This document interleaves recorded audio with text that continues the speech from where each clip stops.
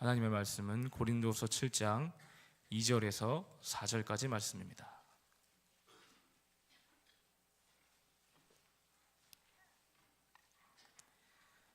고린도후서 7장 2절부터 4절까지 다 찾으신 줄 알고 제가 봉독하겠습니다.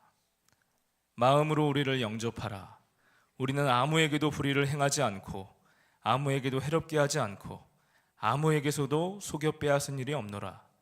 내가 이 말을 하는 것은 너희를 정죄하려고 하는 것이 아니라 내가 이전에 말하였거니와 너희가 우리 마음에 있어 함께 죽고 함께 살고자 함이라. 나는 너희를 향하여 담대한 것도 많고 너희를 위하여 자랑하는 것도 많으니 내가 우리의 모든 환난 가운데서도 위로가 가득하고 기쁨이 넘치는도다. 아멘. 지금부터 68일만 더 있으면요 2018년 동계올림픽이 우리나라 평창에서 개최하게 됩니다. 2월 9일부터 25일까지 강원도 평창을 중심으로 강릉과 정선에서 펼쳐집니다. 이 올림픽을 앞두고요 문화체육관광부는 2018 평창 동계올림픽 대회 예술 포스터를 공모하였습니다. 그리고 많은 이 공모자들 중에서 8점을 선정하여서 오늘 딱 12월 3일까지 국립현대미술관 서울관에서 선보이고 있다고 합니다. 이번 공모에는 대학생, 작가, 일러스트레이터, 디자이너 등 다양한 직업군에서 접수하였고요 총 8점이 선정되었는데 선정 기준을 보면요 다채로운 예술적 실험과 평창 동계올림픽 대회의 상징성을 가장 한국적인 의식과 표현으로 제시한 작품을 높게 평가했다고 나옵니다. 가장 한국적인 요소, 평창, 강원도의 상징성을 기준으로 수상작을 선정하였다고 합니다. 제가 좀 궁금해서 그림들을 잠시 좀 살펴보았습니다. 한번 보시면요 평창의 열정이라는 제목의 그림이 있습니다. 이런 그림인데요 이번에 뽑힌 8작 가운데 하나인데요 우리 전통의 수묵화 기법으로 올림픽 정신을 담아냈다고 합니다. 또한 다음으로 극기 산수화가 있습니다. 네, 우리의 전통 산수화를 모티브로 해서 현대적인 감각을 입힌 드로잉 작품이라고 합니다. 딱 봐도 한국적인 느낌, 한국 옛날의 산수화가 바로 느껴지는 그런 물씬 풍겨나는 작품이죠. 그 다음에 또 보시면 평창, 강릉, 정선, 그리고 겨울 이 작품인데요 이것은 각각 글꼴의 기본 형태소를 도형으로 구성하였습니다. 한글을 이렇게 산 모양과 함께 결합시킨 것입니다. 또 다음에 이 태백이라고 하는 작품이 있는데 이 작품은 한국의 모든 산맥과 연결된 태백산맥을 통해서 세계를 하나로 연결하는 올림픽 정신을 역시 산수화 기법으로 우리 고유의 산수화 기법으로 표현했다고 합니다. 이 중에서 이제 최종 마지막 선정작은요 국제올림픽위원회를 통해 평창 동계올림픽의 문화유산으로 등재된다고 합니다. 그리고 또 이번에 평창 동계올림픽의 로고를 보시면요 로고 한번 띄워주시기 바랍니다. 평자에 초성을 딴 이 피읍이 있고요 그 다음에 창의 초성인 치읓을 합하여 만들었음을 알 수 있죠. 평의 초성을 쓴 피읍은 하늘과 땅과 사람들의 어울림을 표현했다고 합니다. 그리고 창의 초성인 치읓은 겨울의 눈과 얼음과 동계 스포츠 선수들을 형상화해서 만들었다고 합니다. 이렇게 제가 지금까지 소개한 작품들 또 평창 동계올림픽 로고를 보면요 가장 우리나라 고유의 것을 가지고 세계인들이 어울리는 축제의 한마당 이 동계올림픽의 의미를 담아냈다는 것을 알 수가 있습니다. 그러므로 너무나 많이 사람들의 입에서 회자된 것처럼 가장 한국적인 것이 가장 세계적으로 인정받을 수 있다는 것이 오늘 이번에 또 평창 동계올림픽을 통해서 볼 수 있겠습니다. 우리 고유의 문화를 지키고 아끼고 우리나라 선조들의 멋과 문화를 지켜나갈 때 그것이 세계 속에서도 경쟁력 있는 한국의 브랜드를 창출한다는 것이죠. 제가 평창 동계올림픽 홍보대사는 아니지만 왜 이렇게 설교 때 이 동계올림픽에 대해서 한국적인 것에 대해서 말을 하느냐고 혹시나 의문을 가지는 분이 있을지도 모르겠습니다. 물론 이번에 동계올림픽이 우리나라에서 하기 때문에 더 관심이 가는 것도 있지만요, 앞서 말씀드린 가장 한국적인 것이 오히려 가장 세계적이다라는 이 역설, 이 아이러니, 이 반어법의 원리는 오늘 본문을 통해서도 우리가 그리스도인들에게 주시는 메시지와 비슷하다고 제가 생각했기 때문입니다. 오늘 본문 고린도후서 7장 2절 말씀을 보시면 사도 바울은 고린도 교회 사람들에게 마음으로 우리를 영접하라고 강권하고 있습니다. 그리스도 안에서 너희가 넓은 마음으로 나 바울과 형제 그리스도인들을 맞이해달라고 하는 것입니다. 너희 마음에 우리를 위한 따뜻한 공간, 그 공간을 만들어라. 너희 마음을 넓게 하여서 큰 마음으로 복음 때문에 핍박받고 고난받고 힘들어하는 우리들을 맞아주시기를 원한다라고 바울은 말하고 있는 것입니다. 그런데 고린도 교인들에게 마음으로 우리를 영접하라고 하는 이유가 뒤이어서 2장 뒷부분에 나타납니다. 우리 고린도후서 7장 2절을 다 같이 한번 함께 읽어보도록 하겠습니다. 시작.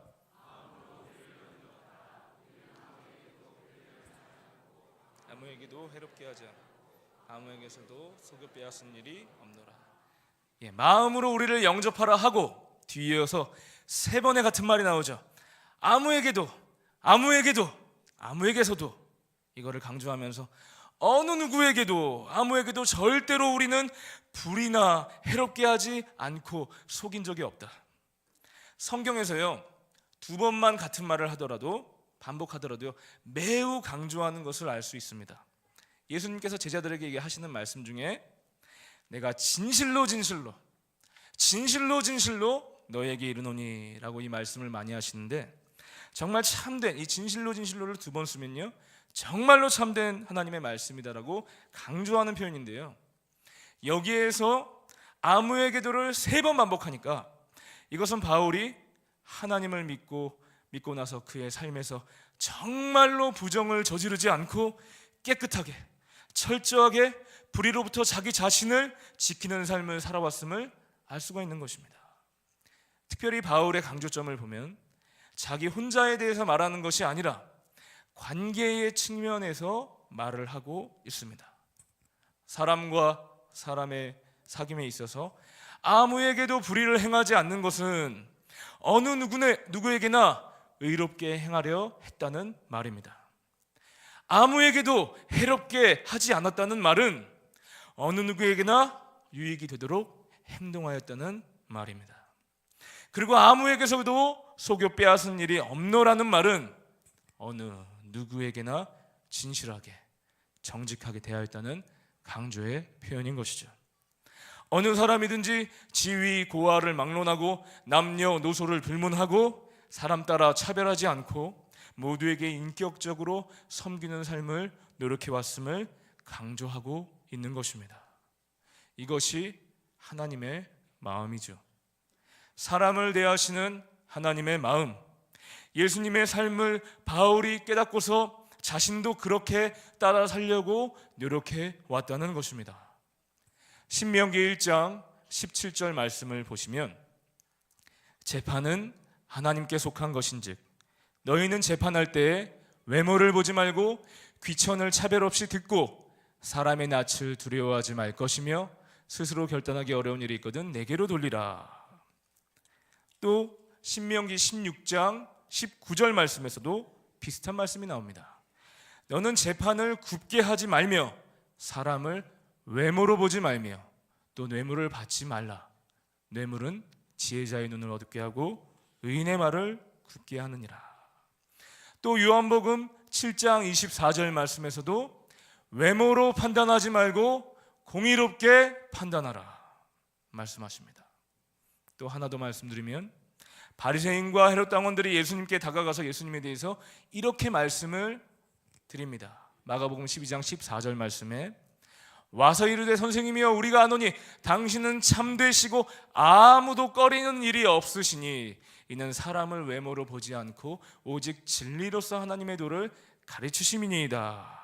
이렇게 고백하고 있어요. 그러므로 오늘 본문에 바울이 우리는 아무에게도 불의를 행하지 않고 아무에게도 해롭게 하지 않고 아무에게도 속에 빼앗은 일이 없노라는 말은 그리스도 예수님의 마음을 가지고 살아왔다는 반증인 줄로 믿습니다. 나 바울이 예수님의 삶의 본을 따라서 사람들에게 진실로 사랑으로 인격적으로 대해왔으니 너희 고린도 교회 교회인들도 예수님의 마음을 따라 우리를 향하여 따뜻하게 인격적으로 진실하게 맞이해 달라는 것입니다. 원래 우리가 다 잘 알다시피요, 바울은 핍박자요 박해자였습니다. 디모데전서 1장 13절 말씀에 바울이 자기 자신에 대해서 말하기를 내가 전에는 비방자요 박해자요 폭행자였으나 이것은 내가 믿지 아니할 때에 알지 못하고 행했던 것이다 라고 고백하고 있습니다.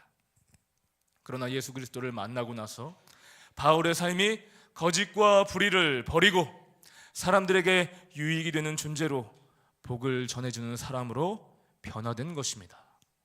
하나님께서 친히 아브라함에게 먼저 찾아가시고 그를 부르셔서 말씀하시기를 너는 너의 고향과 친척과 아버지의 집을 떠나 내가 너에게 보여줄 땅으로 가라.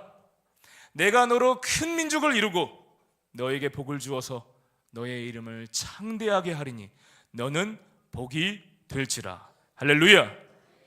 하나님이 찾아오셔서 부르신 자들에게는 하나님의 복된 사람으로 변화시키신다는 약속을 믿으시기 바랍니다. 내가 너를 복되게 하여서 너의 주변 사람들이 복받게 할 것이다. 땅의 모든 족속이 너로 말미암아 복을 얻을 것이라. 아멘. 그렇게 바울도 하나님을 만나서 복의 사람으로 변화된 것입니다. 더 나아가서 오늘 우리가 좀 더 주목해야 할 것은요, 어떻게 이 바울이 이러한 삶을 살 수 있게 되었는가입니다. 아니, 바울도 여러분이나 저와 똑같은 사람인데 어떻게 이 바울은 하나님을 만나고서 정말 180도로 달라진 삶을 살 수가 있을까요? 사실 우리가 하나님을 믿고 산다고 하는데 삶은 전혀 변하지가 않는, 혹은 별로 믿기 전과 믿은 후가 별로 다를 바가 없이 살아가는 썬데이 크리스찬, 나이롱 신자, 무늬만 그리스도인들이 있지요. 부끄러운 우리의 자화상이기도 한 것이 2016년에 치러진 20대 국회의원 300명의 당선자들 중에서 개신교 신자가 무려 100여 명에 달하는 것으로 조사되었습니다. 약 33%를 차지하고 있고 천주교 신자까지 합치면 180여 명이 국회의원으로 등록되어 있습니다. 기독교인이 그렇게 많은데도 현실 정치에서 국회의원들이 우리 국민들에게 지지를 받는 모습을 보여주지 못할 때가 참 많이 있는 것 같습니다. 또한 어느 대형교회 장로 출신 대통령으로 유명한 우리나라 17대 대통령의 경우에 유령회사를 통한 자금 세탁과 불법적인 재산 축적 등 온갖 비리 의혹으로 오늘날 매스컴의 재조명을 받고 있습니다. 어디 이뿐인지요, 현재 저희 목회자들이 졸업한 총신대학교의 총장 목사님은 학교법을 바꾸어 총신대학교를 총회로부터 분리하여 개인 사유화하려 하고 있습니다. 이 때문에 현재 총신에서 공부하는 신대원 학생들은 수업을 거부하고 총장 목사님을 상대로 시위를 벌이고 있는 중입니다. 교단을 분열시키고 온갖 돈관계와 비리로 얼룩져 있습니다. 왜 하나님을 믿는데도 변하지 않는가? 하나님을 믿는다고 하는데 왜 이런 탐욕과 거짓이 여전히 우리 그리스도인들에게 말썽을 일으키고 있는 것일까요? 바울은 고린도 교회 성도들에게 마음으로 영접할 것을 권면하고 자신의 삶에 의로운 변화를 가져온 원동력을 앞선 장에서 미리 말씀하고 있습니다. 6장 14절 말씀부터 우리 한번 같이 보도록 하겠습니다. 너희는 믿지 않는 자와 멍에를 함께 매지 말라. 의와 불법이 어찌 함께하며 빛과 어둠이 어찌 사귀며 그리스도와 벨리알이 어찌 조화되며 믿는 자와 믿지 않는 자가 어찌 상관하며 하나님의 성전과 우상이 어찌 일치가 되리요. 우리는 살아계신 하나님의 성전이라. 그러므로 너희는 그들 중에서 나와서 따로 있고 부정한 것을 만지지 말라. 이 세상을 살아가지만 그리스도인으로서의 구별됨이 첫 번째인 것입니다. 7장 1절 말씀을 우리가 연이어서 보시면요, 그런즉 사랑하는 자들아, 이 약속을 가진 우리는 하나님을 두려워하는 가운데서 거룩함을 온전히 이루어 육과 영의 온갖 더러운 곳에서 자신을 깨끗하게 하자. 거룩함, 깨끗함을 추구하는 삶이 무엇보다도 우선순위가 되어야 하는 줄로 믿습니다. 그리스도인은 삶에서 하나님과의 관계가 가장 먼저 바로 세워져야 하는 것입니다.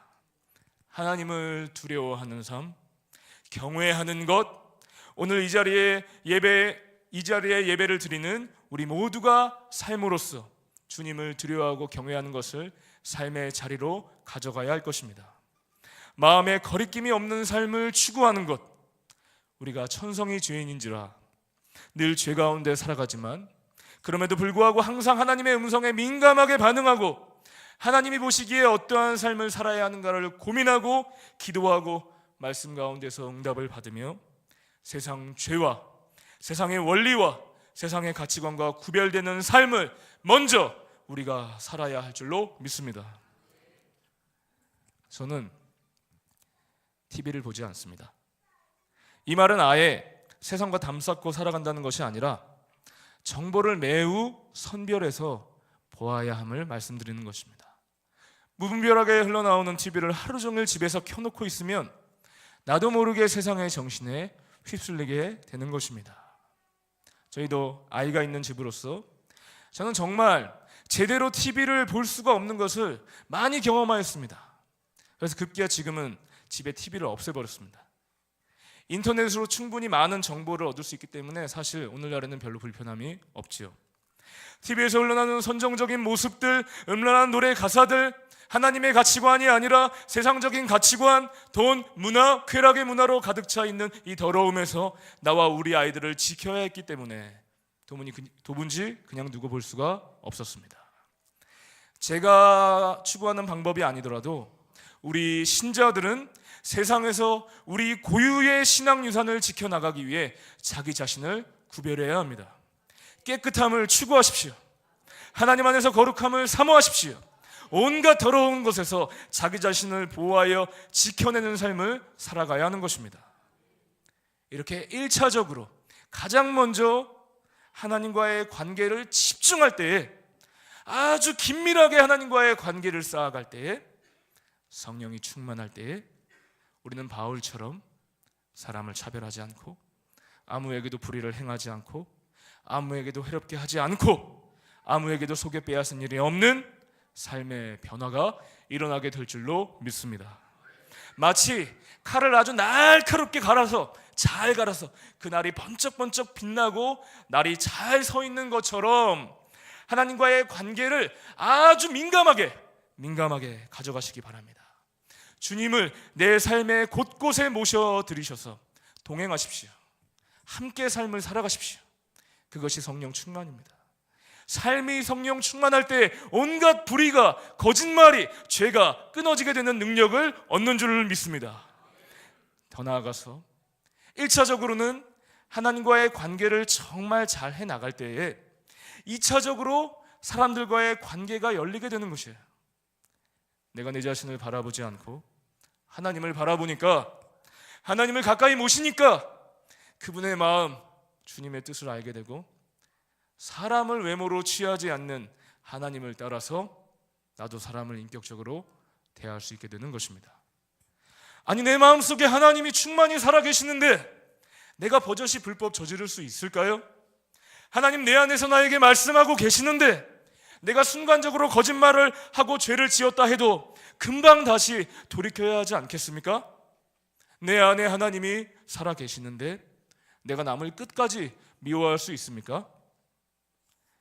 저는 제가 아는 사람들에게도 많이 고백한 것이 있는데요, 정말로 미운 사람이 있는데, 정말 저를 힘들게 하는 사람이 있었는데, 제가 하나님께 간절히 기도할 때마다 그 미운 사람, 나에게 피해를 주고 나를 잘못 대한 사람에 대해 제가 기도할 때마다 어느샌가 항상 마지막에는 그 사람을 제가 축복하고 있더라고요.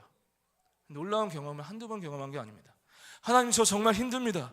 저 용서하지 못하겠습니다. 주여, 이 사람 때문에 제가 괴롭습니다 로 시작을 하는데요, 어느 순간 기도의 깊이가 깊어지면요, 나를 미워한 상대방을 반드시 언제나 예외 없이 축복하고 긍휼히 여기는 마음을 갖게 되는 것이에요. 그런즉 사랑하는 자들아, 하나님의 자녀된 이 약속을 가진 우리는 하나님을 두려워하는 가운데서 거룩함을 온전히 이루어 육과 영의 온갖 더러운 것에서 자신을 깨끗하게 하자. 할렐루야. 그럴 때에 마음으로 우리는 서로 영접할 수 있게 되는 줄로 믿습니다. 이것이 성경의 진리입니다. 하나님 사랑이 이웃사랑으로 가는 것입니다. 우리가 하나님을 깊이 사랑할 때에 비로소 이웃에게도 따뜻한 마음의 공간이 열려지는 것입니다. 이 사랑이 어디에까지 이르는 것인가 하면 바울은 3절 말씀에 말하고 있는데 3절 말씀을 보여주시기 바랍니다. 우리 한번 같이 고린도서 7장 3절 말씀 한번 읽어보도록 하겠습니다. 시작.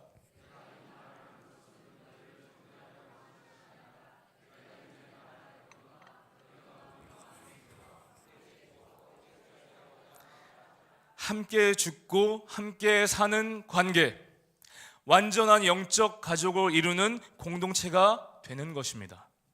오늘날과 같이 이기주의, 개인주의가 팽배한 이 땅에서 주님의 마음이 없이는 결코 이러한 공동체를 이룰 수가 없습니다. 오직 하나님 앞에 바로 설 때에만이 우리는 물질과 나 자신이 우선시되는 현실에서 타인을 향한 마음의 문이 열리게 되며 하나님을 추구하면 추구할수록 사람을 향한 사랑도 더욱더 커지게 되는 줄로 믿습니다. 여기서 더 한 걸음 더 나가서 하나님을 추구하는 자, 하나님 앞에 거룩하기를 힘쓰는 자들에게는 놀라운 힘이 주어지는데요, 그것은 사람에 대해서 담대함을 갖게 된다는 것입니다. 4절 말씀을 함께 보시겠습니다. 4절 말씀 같이 한번 읽어보겠습니다. 시작. 나는 너희를 향하여 담대한 것도 많고 너희를 위하여 자랑하는 것도 많으니 내가 우리의 모든 환난 가운데서도 위로가 가득하고 기쁨이 넘치는도다. 우리가 구별된 삶을 추구하고 하나님 편에 서 있을 때에 죄를 이기고 승리하게 되면 우리에게는 인생의 놀라운 담대함이 주어집니다. 사람을 대하거나 삶에서 마음에 거리낄 것이 없어지니까 그렇게 자유로울 수가 없어요. 죄는 인간을 무력하게 하는데요, 거룩은 사람을 자유하게 하고 담대하게 합니다. 그러므로 순결의 힘을 사모하시기 바랍니다. 여기서 젊은이들에게 강조합니다. 영적인 순결뿐 아니라 육적인 순결을 강조하십시오. 사모하십시오. 마음과 몸을 깨끗하게 하는 자에게 하나님이 놀라운 지혜와 능력을 부어주십니다. 저도 깜짝 놀란 것이 벌써 15년 전에 제가 군대에 갈 때 훈련병으로 교육을 받고 있는데 몇백 명이 모여있는 자리에서 앞에 이 교관이 막 연설을 하다가요, 교관이 갑자기 이런 말을 하는 것입니다. 여기 훈련병들 중에 천연기념물 있으면 한번 손들어봐. 딱 이렇게 얘기하는 거예요. 천연기념물이 뭔지 아십니까? 여자와 잠자리를 갖지 않은 혼전순결을 지키는 남자를 천연기념물이라고 합니다. 얼마나 순결한 자를 찾기가 힘들면 천연기념물이라고 할까? 저는 그때 깜짝 놀랐습니다. 그 많은 20대 청년들 중에서 천연기념물이 거의 없습니다. 진짜 정말 1%가 될까? 안 되는 것 같았습니다. 제가 그때 마음에 아주 담대한 기운이 솟아나서 당당하게 하늘을 찌를 듯이 번쩍 손을 들었습니다. 주변의 훈련병들이 저를 보고 막 박수를 쳐주더라고요.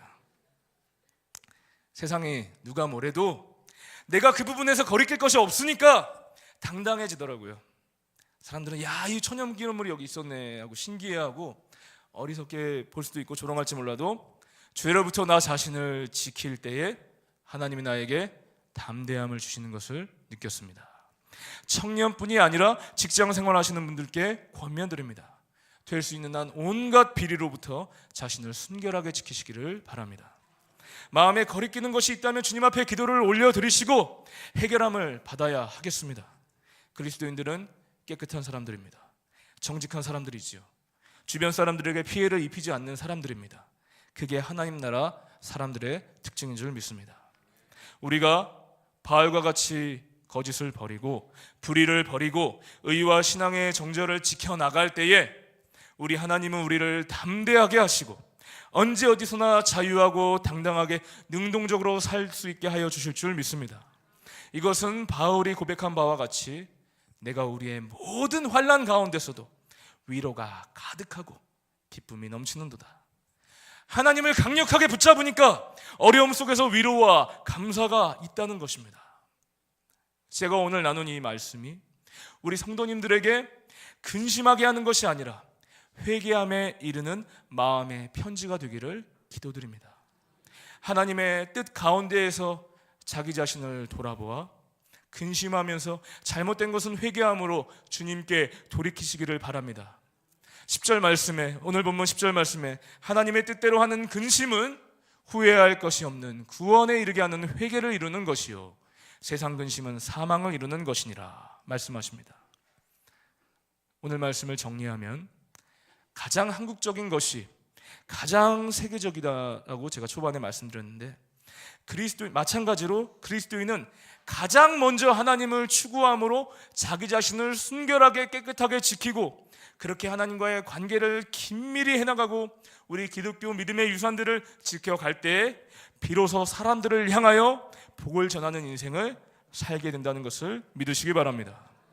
오늘 고린도후서의 전반적인 내용을 보면요, 하나님은 힘에 겨워 지쳐있는 사람들을 위로하실 때에 하나님이 직접 은혜를 주시기도 하시지만 주위 사람들을 통해서도 위로하시는 것을 볼 수가 있습니다.